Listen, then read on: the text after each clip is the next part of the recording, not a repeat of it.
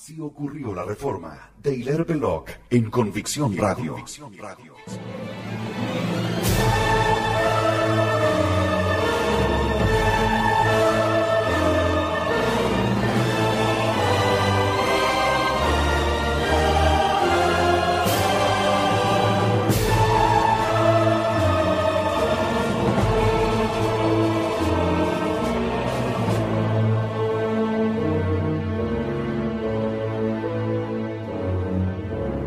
La reforma fue un levantamiento de los ricos contra los pobres. Esta máxima quizás sea lo que mejor resume la importante crónica contenida en este programa, que describe la fenomenología de la reforma de Lutero, Calvino y Enrique VIII, el comienzo del capitalismo y la legalización de la usura, considerada cada vez más como legítima, natural y hasta beneficiosa.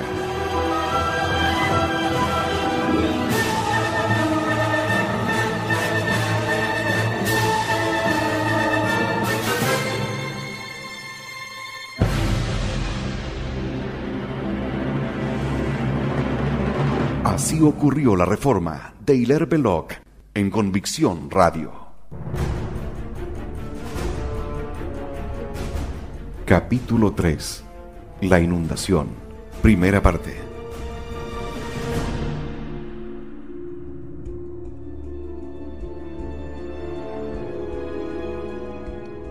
Al llegar los primeros años del siglo XVI, todo estaba preparado para una conmoción. Las fuerzas del descontento y la indignación que presionaban sobre las defensas de la unidad cristiana y el orden social por ella creado, se acumularon hasta sobrepasar el punto de ruptura. Bastaba una pequeña grieta en cualquier punto del dique para que todo se derrumbara. El toque final podría haberse producido en cualquier sitio. De hecho, llegó en forma inesperada a partir de un incidente provinciano que tuvo lugar en el estado alemán de Sajonia. Todo el mundo sabe que la reforma comenzó cuando Martín Lutero, en la víspera del Día de Todos los Santos de 1517, fijó en la puerta de una iglesia de la ciudad de Wittenberg, Alemania, ciertas protestas contra las indulgencias. La tradición marca ese momento como punto de partida, lo cual es exacto. Karlstadt fue el precursor, pero fue Lutero quien abrió el juego.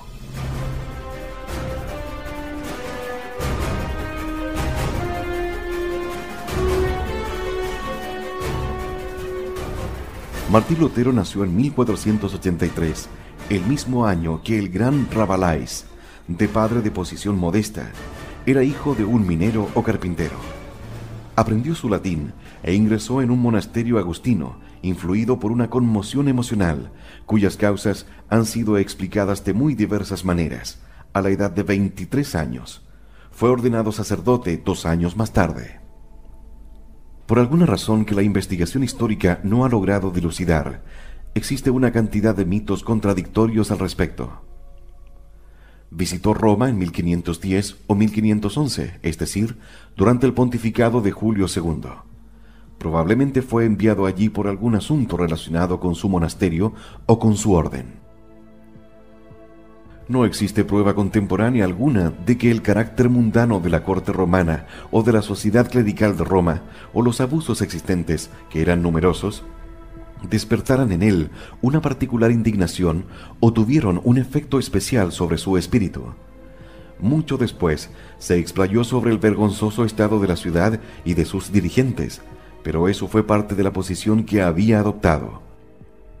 En la controversia que siguió, atribuyó su propia fogosidad y la del populacho que lo inspiraba a una experiencia anterior, pero ésta había sido bastante vulgar. Nada había en Roma que pudiera resultarle novedoso. Toda Europa conocía esa Roma.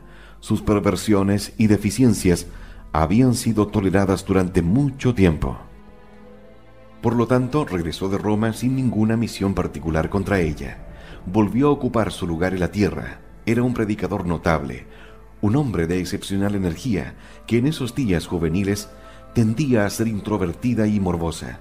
Cuando no hacía explosión, aunque estaba lejos de ser un humanista, tenía conocimientos suficientes, en especial en teología. Se le confió la dirección activa de su monasterio y una tarea importante en la Universidad de Wittenberg. A los 35 años Era ya un hombre de cierta importancia local entre los alemanes, nada comparable con lo que llegó a ser, pero ya tenía cierta influencia pueblerina. En esa situación estaba cuando desató, accidentalmente, la avalancha. Uno de los abusos de la época era el abuso de las indulgencias. No existían abusos doctrinales, salvo las exageraciones y la retórica de algunos predicadores, que sobre esta cuestión era ocasionalmente poco ortodoxa. El dogma de la Iglesia era el mismo que hoy. Los méritos de los santos, por autoridad de la Iglesia, pueden sernos aplicados no en remisión de nuestros pecados, sino de la pena correspondiente, con la condición de que realicemos luego de arrepentirnos de ellos un acto saludable. Pero en la práctica existía un condenable abuso. Por una parte, existía abuso en cuanto a la extensión de las indulgencias, por la otra, un negligente descuido en cuanto a su objeto. Peor aún, la confusión, que no se corregía, entre la entrega de dinero como limosna y el pago de dinero en concepto de compra. Esta confusión era muy natural y debió dar origen a una extremada cautela de las autoridades al ejercitar su práctica. Lejos de ejercer este excepcional cuidado, su negligencia permitió que echara raíces la crasa superstición de que era posible comprar un alivio a las penalidades del pecado. Peor aún, es imposible leer las evidencias contemporáneas sin llegar a la conclusión de que una multitud de personas aceptaba la indulgencia como una remisión de sus pecados, como una absolución.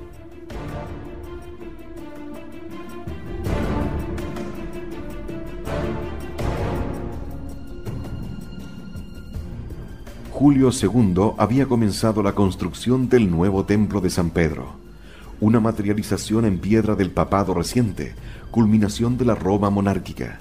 Entre otros medios para recaudar las grandes sumas que se requerían para tanto esplendor, estuvo la promulgación de indulgencias, cuya condición consistía en contribuir al costo del edificio. En 1517, León X, reinante entonces, continuó con el sistema y se produjo una última y escandalosa instancia de la cual son responsables, en distinto grado, el joven arzobispo de Maguncia, Alberto de Brandeburgo, y el propio León X. El arzobispo había incurrido en cuantiosas deudas por una transacción con rasgos de simonía. La sede papal, debido a su necesidad de dinero para la construcción de San Pedro, y Alberto, debido a la suya para pagar sus deudas, se pusieron de acuerdo para realizar lo que hoy llamaríamos una recaudación intensiva, una promoción, por medio del otorgamiento de indulgencias en su jurisdicción. El producto sería repartido con la sede papal. Como ya he manifestado, existía abuso en la extensión de las indulgencias, en su aplicación negligente y en la confusión por la cual las limosnas que se entregaban para obtener las indulgencias eran consideradas como una compra. Existía también abuso en la ceremonia que las rodeaba. Se utilizaba tanta pompa, tanta presión oficial que para el hombre común todo ello tenía el aspecto de una compulsión para extraerle dinero. Sentía también cierta repulsión por la exageración que concedía al documento, por el cual el Papa otorgaba las indulgencias, la importancia de una cruzada menor. En toda la cristiandad existía una acentuada oposición contra estas indulgencias. En España, el cardenal arzobispo de Toledo, primado de la Iglesia española, uno de los hombres de la Iglesia más importantes de su tiempo, un hombre cuya influencia se ejercía en toda Europa, prohibió que la indulgencia fuera promulgada dentro de su jurisdicción, y no fue el único. En Alemania, el antagonismo contra la indulgencia estaba acentuado por dos fuerzas que es de suma importancia recordar en el desarrollo de esta disputa. En primer lugar, la antigua y tradicional fricción existente entre el rey germano, en su carácter de emperador de Roma, y el papado. En segundo término, había una nueva causa de diserción que ya duraba una generación por el hecho de que, a los ojos alemanes, el Papa se había transformado en un príncipe italiano. Ya no se le consideraba, como en los viejos días medievales, como soberano sobre el Rin o el Danubio. Ya no se sentía en modo suficiente su comunión con toda la cristiandad y con la cristiandad germana junto con el resto.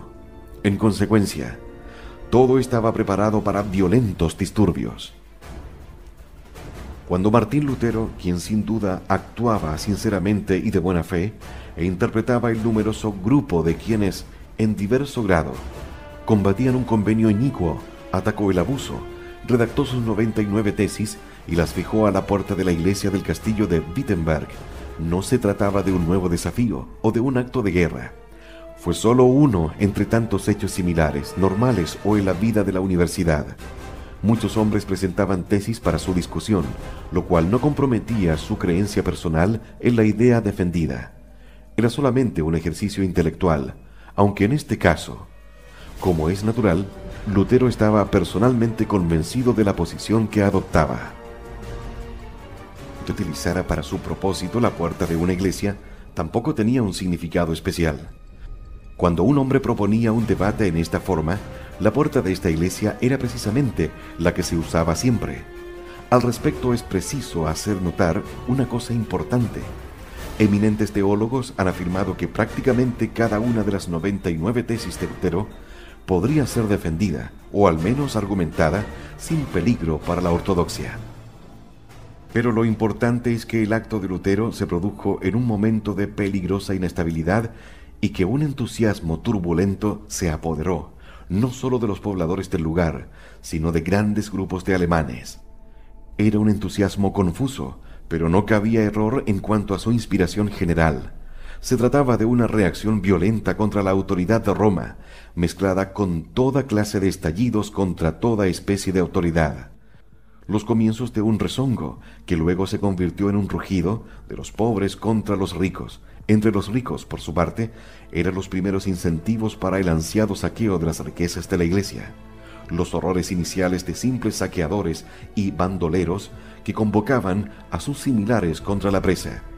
Lo que este debatidor teológico había desatado no era una discusión teológica, era una revolución, uno más en la lista de paroxismos y accesos epilépticos que de cuando en cuando se abaten sobre la humanidad.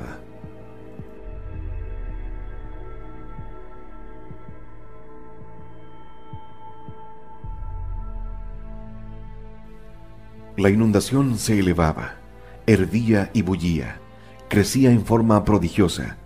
De improviso, Lutero se encontró puesto en evidencia, en la cresta de una ola cuya magnitud debe haberle asombrado sobremanera. Como hemos visto, toda clase de fuerzas convergentes se habían unido para producir esa marea sísmica. El humanismo, el sentimiento racial germánico, el odio eterno contra la fe, la avaricia de los príncipes, señores y hacendados locales.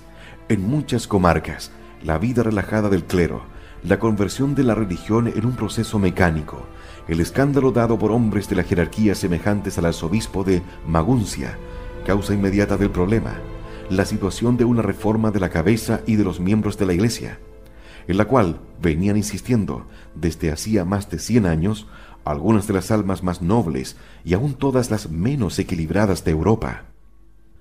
Roma oyó las noticias como el ruido de una tormenta grande pero remota, y al principio no le dio importancia. Se atribuye a León X, el papa reinante, una frase bastante probable, que se trataba de una simple disputa entre monjes, puesto que los dominicos se encargaban de la dispensación de las indulgencias, y los agustinos, a los que pertenecía Lutero, estaban ofendidos por el privilegio. Pero muy pronto se comprendió la verdadera situación. En el verano siguiente, de 1518, Lutero fue llamado a Roma. Lutero, pues, recibió la convocatoria de Roma en el verano de 1518. No concurrió, pero debe tenerse en cuenta que aún no existía en él una rebelión personal. Tan solo alegó como pretexto de su mala salud y otros similares, para que se le dispensara de efectuar el viaje. Lejos de encabezarlo, Lutero quedó rezagado en el furioso torrente que había desatado involuntariamente. No estaba preparado para esto y estaba aterrorizado. Las autoridades aprovecharon estas vacilaciones del hombre cuyo nombre ya se empleaba como rótulo de la nueva anarquía. La irritación acumulada en todos los estados alemanes, incluidos los cantones suizos, contra el poder político papal y contra sus impuestos, acoplada a un ya existente sentimiento vago de diferenciación casi nacional, exigió que la confrontación de Lutero en sus opositores se efectuara en su país. No se deseaba que las decisiones se efectuaran en una corte lejana, que muchos habían comenzado a considerar más italiana que universal. La corte romana aceptó la situación y se mostró dispuesta a un proceso local. De modo que Lutero no fue a Roma. Fue excusado de hacerlo. Se le permitió que debatiera sus argumentos con uno de los hombres más grandes y sabios de la época, Cayetano, en la dieta imperial que se convocó en Augsburgo. Existe una ironía histórica en el hecho de que la dieta convocada para ese año 1518 tenía por objeto persuadir al emperador y a los príncipes del norte de que organizaran una cruzada contra la grave amenaza del islamismo, tan próximo hasta Oriente, y que, antes de 7 años, iba a obtener una victoria tan enorme que pondría en peligro a todo Occidente. Esa era realmente la gran cuestión del momento, aunque aquellos hombres no lo advirtieron.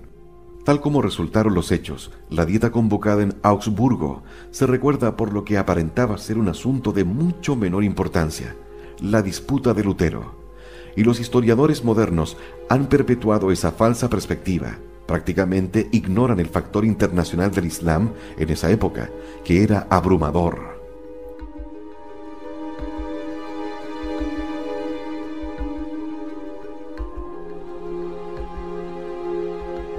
La presión maometana y su éxito fue lo que al fin desbarató el declinante poder del emperador sobre las cenizas de las ciudades y señoríos germánicos. Le imposibilitó de actuar contra la disolución de la sociedad y permitió que la ruptura religiosa alcanzara toda su extensión. En la disputa de Augsburgo, Lutero se sintió ofendido. Sus oponentes no lo trataron con rudeza. La rudeza estuvo toda de su parte. Pero las cosas se volvieron en su contra y se le hizo aparecer como un tonto. Durante un agudo interrogatorio negó, por ejemplo, la autoridad de un concilio general que era la carta de triunfo que iba a jugar contra el papado. Hacía un año que se había desatado la tormenta, pero aún no existía ni siquiera un esbozo de una nueva sociedad. Ningún hombre viviente podía soñar con la inminente desunión de la cristiandad. Al iniciarse la primavera del año siguiente, 1519, Lutero seguía aún haciendo protestas de catolicismo e incluyendo en una carta personal solemnísimos juramentos sobre su devoción a la Santa Sede, protesta que no podemos dejar de considerar perfectamente sincera. Pero a sus pies sentía la marea creciente que lo arrastraba. Una conferencia que se reunió en Leipzig, más avanzada ese año, fue lo que finalmente le separó de la unidad y colocó permanentemente su ya famoso nombre al frente de la rebelión. Retornó de esa conferencia, amargado contra sus enemigos oficiales, a la vez que, inspirado por un sentimiento de triunfo popular, de todas partes llovía sobre él un apoyo sumamente amplio y explícito.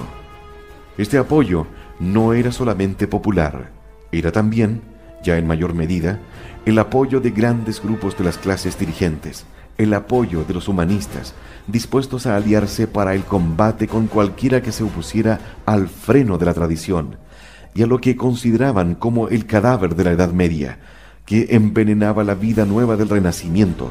Sobre todo, era el apoyo de los príncipes locales y, por debajo de ellos, del enjambre de la nobleza menor. El propio soberano de Lutero, el elector de Sajonia y una multitud de pequeños terratenientes y segundones divisaron ante sí la independencia y la adquisición de la riqueza eclesiástica, olfatearon una oportunidad para ellos y sus fortunas en esta protesta, ciega todavía, en este casi universal levantamiento contra el orden establecido que representaban los títulos y derechos del emperador a su autoridad y la organización y posesiones de la Iglesia. Debe destacarse especialmente que en el breve tiempo, menos de 24 meses, transcurridos desde la iniciación de la disputa, la defensa de la tradición y la ortodoxia había quedado sumergida por la turbulencia y el clamor del momento. No se debió permitir que la sumergiesen. Antes de concluir 1519, Lutero había experimentado una revolución en su espíritu. así como con respecto a su situación. Se había transformado en opositor violento de todo el sistema de la Iglesia. Para la ocasión, se había aliado con todas las formas de descontento. Era el héroe de una insurrección general y se gozaba de serlo. Al año siguiente, 1520, llegó la bula de excomunión, Exur Domin, que le otorgaba 60 días para someterse. Por supuesto, no se efectuó el sometimiento, y a partir de este momento se hace evidente para cualquier observador el avance de la reforma, desde su fecha original relativamente insignificante, del 31 de octubre de 1517. De aquí en adelante, el ataque cobra importancia y la defensa comienza, con mucho retraso, a movilizarse. De aquí en adelante aparece la confusión, un elemento nuevo e inevitable, el elemento del progresivo rechazo, la pérdida de la fe.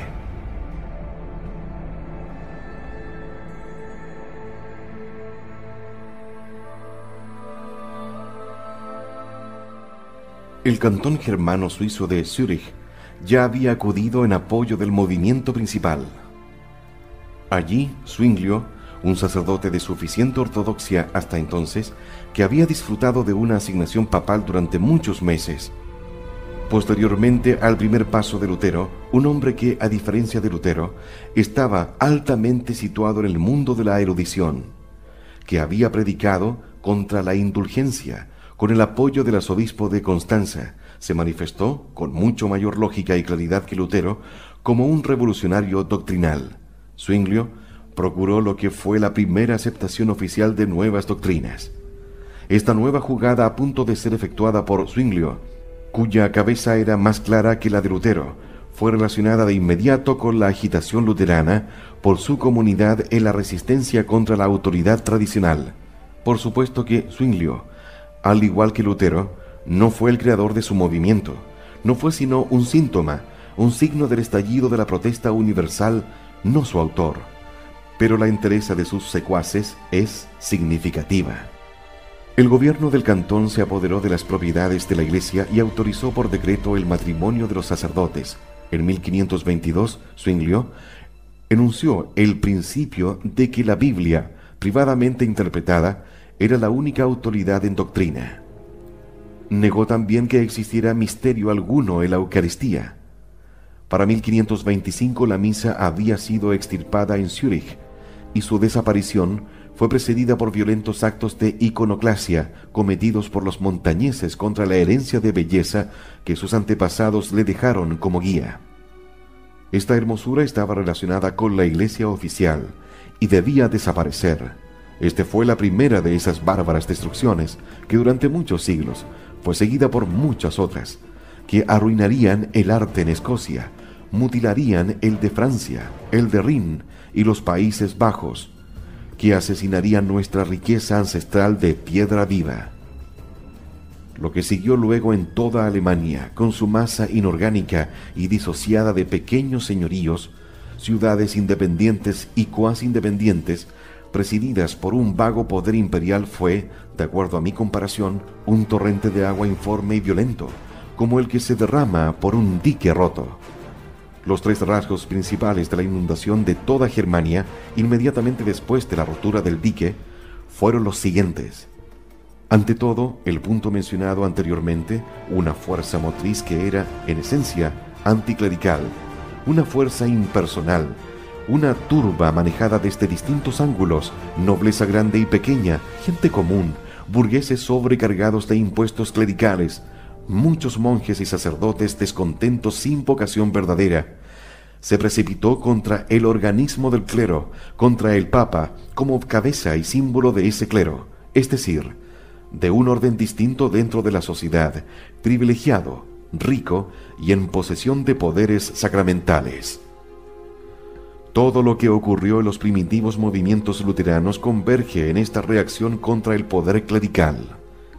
Toda clase de doctrinas y costumbres conectadas únicamente por el eslabón común de representar un poder clerical, la confesión, la consagración, las donaciones, las limosnas y junto con ellas las buenas obras, en especial las limosnas en sufragio de los muertos, que el clero podía convertir, en forma particularmente valiosa, en misas.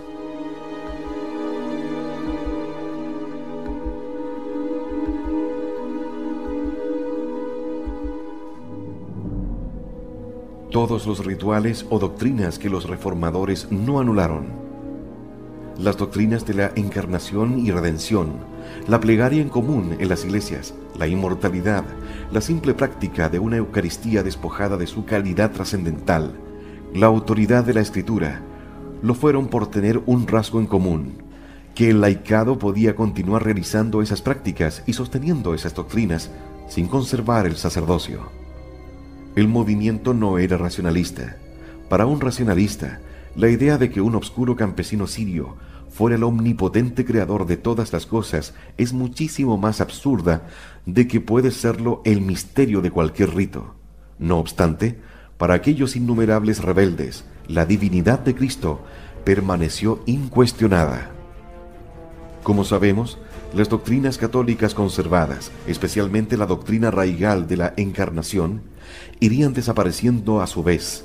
Su influencia hoy sobre el hombre moderno, fuera de la Iglesia católica, no merece tenerse en cuenta, pero los hombres de aquella época todavía no pensaban en eliminarlas. De lo que deseaban desprenderse era del derecho sacerdotal, y lo deseaban con pasión, a causa de los abusos sacerdotales. Para explicar esta pasión, debe recordarse que el clero no era tan solo un cuerpo que pretendía una autoridad que podía aceptarse o rechazarse. Era un cuerpo dotado, como algo sagrado, de una autoridad respaldada e impuesta por la ley, que operaba por medio de tribunales que constituían una excepción de alto privilegio dentro del sistema social. No estaba siquiera sujetos a los mismos castigos que los hombres comunes. El segundo punto que debe captarse es consecuencia del primero. Esta enorme y caótica inundación no fue, en su origen, como anteriores herejías, un ataque doctrinal contra el catolicismo. Eso llegó más tarde, un sistema religioso opuesto, erigido contra el sistema religioso católico, aparecería más tarde con Calvino como autor. Pero en el primer movimiento luterano, la nueva contraiglesia del protestantismo estaba aún por producirse. No lo hizo hasta que sobre el escenario del caos religioso general en Europa comenzó a brillar la luz gélida y clara que encendió Calvino.